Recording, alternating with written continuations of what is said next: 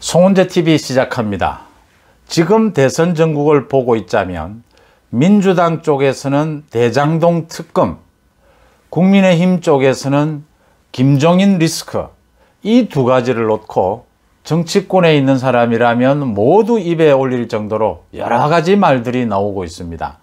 도대체 이재명 후보는 대장동 특검을 받겠다는 건지 받지 않겠다는 건지 무슨 의도인지 알 수가 없다.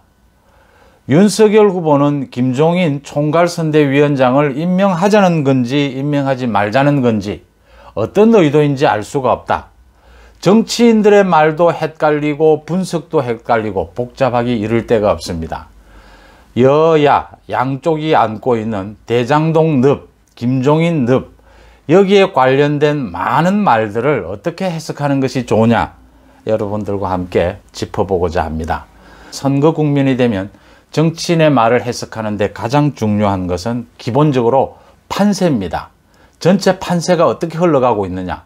지금 전체 판세는 국민의힘 윤석열 후보가 유리한 국면입니다. 이재명에 비해서 윤석열 후보가 10% 이상 앞서가는 유리한 형국입니다.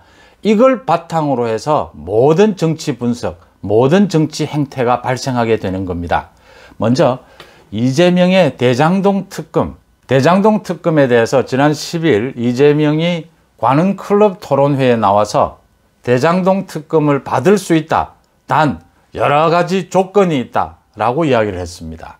이 이야기를 시작으로 특검 이야기가 본격 거론이 됐는데 사실은 그 전입니다.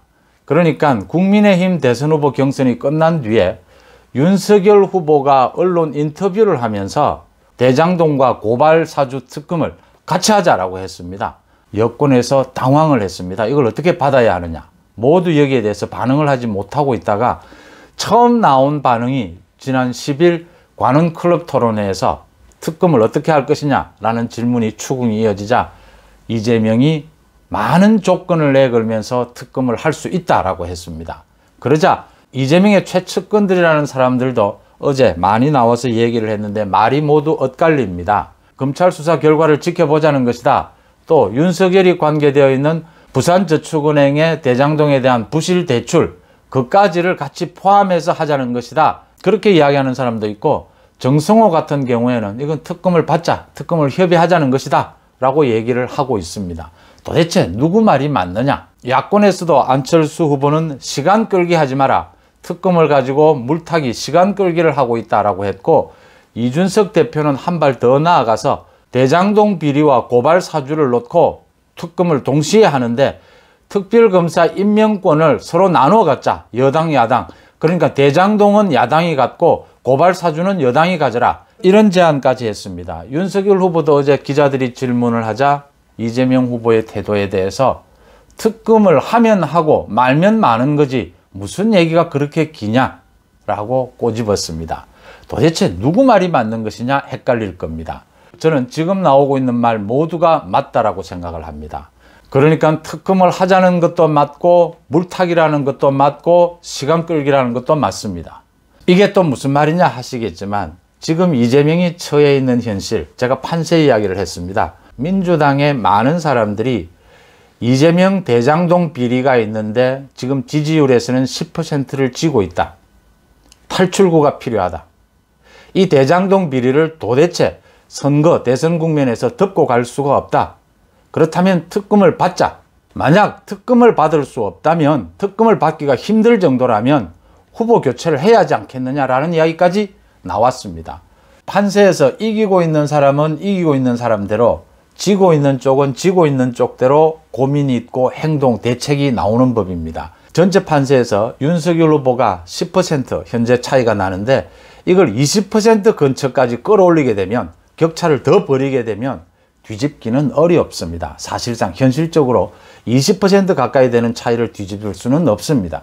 민주당으로서는 지금 10% 차이일 때 지금 극단적인 어떤 처방이 필요한 시점이라는 겁니다. 마찬가지로 나중에 말씀을 드리겠지만 국민의힘에서도 더 달아나기 위해서 굉장히 극단적인 방법이 필요하다. 서로가 지금 어려운 겁니다. 10% 앞서가는 쪽은 앞서가는 대로의 전략, 지는 쪽은 지는 대로의 전략인데 민주당의 지금 전략은 후보 교체는 어려우니까 현실적으로 특검이라도 받아야 하지 않겠느냐라는 이야기가 많이 나오고 있는 것을 이재명이 모를 리가 없고, 이재명이 대선 전국에서 어차피 특검을 피하기는 힘들 것이다 라는 것을 보고 특검 이야기를 꺼낸 것입니다. 검찰 수사가 나오는 것까지 지켜보자. 윤석열 후보가 개입되어 있다고 하는 부산저축은행의 부실대출도 넣자, 곽상도에 50억 원도 넣자, 쭈르륵 조건을 달았습니다. 특검을 받기는 받되 물타기를 하자, 시간 끌기를 하자라는 것입니다. 그러니까 모두가 시간 끌기, 물타기, 특검 받겠다가 모두가 맞는 말이라는 이야기입니다. 이렇게 시간 끌기를 해서 대선, 결론이 나는 것은 대선 이후로 미룬다. 근데 문제는 대선 국면 내내 대장동 특검으로 인해서 대장동이 이슈가 될 수밖에 없다. 특검을 안 해도 이슈가 되고 특검을 해도 이슈가 될 수밖에 없다. 그럴 바에는 윤석열 후보 건까지 같이 포함시켜서 물타기를 하자. 계속 여론전이 문제가 될 테니까 윤석열 후보 건도 집어넣어서 같이 특검을 하자. 이렇게 시간 끌기, 물타기가 다 포함되어 있다. 이렇게 볼 수 있는 것입니다. 국민의힘에서는 어제 벌써 제안을 했습니다. 특검법 협상을 하자라고 하니까 민주당에서는 20일 지나면 나오게 될 그 김만배나 남욱에 대한 수사 결과라도 나오면 협상을 시작하자. 또 뭐 다음 달 초에 검찰 수사 결과가 발표되지 않겠느냐. 그걸 보고 하자. 이렇게 이제 시간 끌기를 하고는 있습니다. 특검 협상을 하겠다라는 입장입니다. 또 이재명도 여러 가지 조건을 걸었지만 특검을 안 할 수는 없는 입장이고, 지금 민주당 전체가 그렇습니다. 후보 교체가 불가능한 만큼 특검은 불가피하다. 검찰 수사가 나와봐야 국민들이 믿지 않을 것이다. 대선 전국 전체에서 예상했던 대로 대장동이 비리를 덮고 갈 다른 이슈를 만들어내기는 너무 힘들다. 야당은 계속해서 물타기 하느냐, 시간 끌기 하느냐, 특검을 받지 않는 자가 범인이다. 계속 공격을 하게 될 겁니다. 윤석열 후보도 마찬가지입니다. 특검을 하면 하고 말면 말지 뭘 하자는 것이냐. 윤석열 후보는 이미 다 이야기를 했습니다. 고발사주, 나는 거리낄 게 전혀 없다. 특검하고 싶으면 해라. 그 다음 부산저축은행의 부실대출건 그 부분까지를 모두 수사를 해야 할 필요성까지는 느끼지도 못했고, 또 대장동 관련된 그 부실대출건은 자기가 담당하지도 않았다 라고 분명히 이야기를 했습니다. 결국 이번 대선은 대장동이 승부처다라고 하는 점을 이재명도 피할 수가 없고, 마찬가지로 야당 쪽에서도 겨냥하고 있는 부분입니다. 야당은 좀 여유가 있는 편이죠. 대장동 비리와 관련해서는 뭐 명료하게 많은 사실들이 드러나고 있는 거니까 부실대출건이나 뭐 고발사주건 모두 포함시키는 것도 다 좋다라고 하는 입장입니다. 대신 특별검사 임명권을 야당에 달라. 그래야 국민들이 믿을 수 있지 않겠느냐. 지리한 협상 과정까지, 이 특검의 결론까지 그 일정을 모두 내다보고 지금 많은 정치인들이, 여야 정치인들이 이 특검에 대해서 얘기를 하고 있기 때문에 굉장히 복잡해져 보이고 서로 말이 엇갈리는 것처럼 보입니다. 하지만 그렇게 복잡한 것은 아니다. 민주당, 이재명 쪽은 특검을 받지 않을 수는 없는데 물타기도 해야겠고 시간 끌기도 해야겠다. 윤석열도 어떻게 해서든지 끌어넣어야겠다. 어차피 여론전이다. 이렇게 보고 있는 것이고, 국민의힘 쪽에서는 계속해서 특검을 받아라 라고 강요하면서 제대로 된 특검을 하지 않으면 검찰 수사와 마찬가지로 국민 불신을 받을 수밖에 없다. 계속 민주당을, 이재명을 몰아붙이는 공세 위주로 나가게 될 것이다. 전부 그런 입장에 서 있다. 이건 기본적으로 전체 판세 분석에서 이런 행동들이 나오게 된다라고 하는 점입니다. 그 다음 이제 국민의힘을 살펴보겠습니다. 국민의힘은 10% 앞서가고 있습니다. 이기고는 있는데 10%는 안전권은 아닙니다. 소위 김종인 리스크, 많은 사람들이 이야기합니다. 김종인이 이번 대선에서 필요하지 않겠느냐라는 필요성의 이야기도 있고, 한편으로는 김종인이 꼭 필요하냐? 많은 사람들이 거부하는데, 또 당심이 똘똘 뭉쳐서 윤석열 후보를 만들어냈고 윤석열 캠프가 그동안 많은 노력도 했는데 굳이 논란 많은 김종인, 또 그에 이은 이준석까지를 안고 갈 필요가 있겠느냐? 그러지 않아도 이길 수 있지 않겠느냐? 10% 이기고 있지 않느냐? 이 부분을 이야기를 합니다. 김종인이 필요하냐? 김종인이 필요하지 않느냐? 이 문제에서부터 지금 국민의힘의 갈등, 야권 내부의 이제 갈등, 전체적인 갈등이 시작이 되는 겁니다. 그러니까 평소 같으면 당대표가 상임선대위원장으로 선거를 총괄합니다. 대선 후보가 모든 것을 지휘하고 그 밑에서 당대표가 당 내부의 선거 사무는 모두 총괄하는 것이 일반적입니다. 그런데 이준석은 당대표로서 도대체 인정할 수 없다라는 것이고, 이준석 스스로도 그걸 인정을 하니까, 그렇다면 내 위에 김종인이 어떻느냐, 김종인이라면 자기가 받아들이겠다, 당대표의 권한도 내려놓겠다라는 주장을 지금 이준석은 하고 있는 셈입니다. 그러면 윤석열 후보의 뜻은 어디에 있느냐? 윤석열 후보는 여러 가지 직간접적으로 광주와 김해를 방문하면서 외연 확장 쪽에 무게를 실었습니다. 대선에서 이기기 위해서는 외연 확장이 필요하다라는 부분을 자기 메시지를 분명히 낸 셈입니다. 물론 많은 당원들이 또 야권 내부에서도 꼭 그렇게 외연 확장을 할 필요가 있겠느냐, 그런 전략이 필요하겠느냐라는 많은 반대 움직임도 있습니다. 근데 윤석열 후보는 그런 판단을 한 것입니다. 외연 확장이 더 필요하다. 대선에서 이기기 위해서는 외연 확장이 필요하다라고 하는 이런 전략이 만들어지면 이제 김종인도 필요하다라는 부분이 나오게 되고, 윤석열 캠프에 대해서 구조조정, 윤석열 캠프를 좀 효율적으로 정돈해야 한다라고 하는 부분이 이제 얘기가 될 수밖에 없는 겁니다.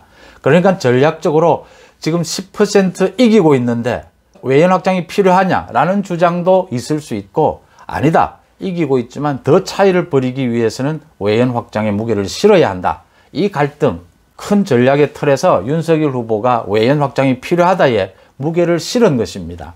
그러면 이제 김종인이 필요하다라는 이야기가 나오는 것이고, 김종인이 아니라도 누가 다른 사람이 나서서 외연 확장에 도움이 되고 당내 조직, 선대위 조직을 정비할 수 있는 사람이 있어야 하는데, 그 사람이 누구냐?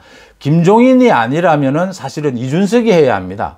근데 이준석은 본인도 알고 많은 사람이 얘기하기에 이준석은 그동안 행동으로서 도저히 안 된다라는 것이거든요. 김병준은 어떻느냐라는 대안이 나오는 것인데, 선거 국면에서 김병준 비대위원장의 무게는 아직은 김종인 위원장에게 미치지는 못한다 라고 하는 부분들입니다. 이런 것들이 이제 갈등의 요인이 된다. 이제 선대위의 핵심적인 자리인 본부장이나 사무총장을 누구로 할 것이냐, 이런 부분들이 이제 갈등 요인이 되는 겁니다.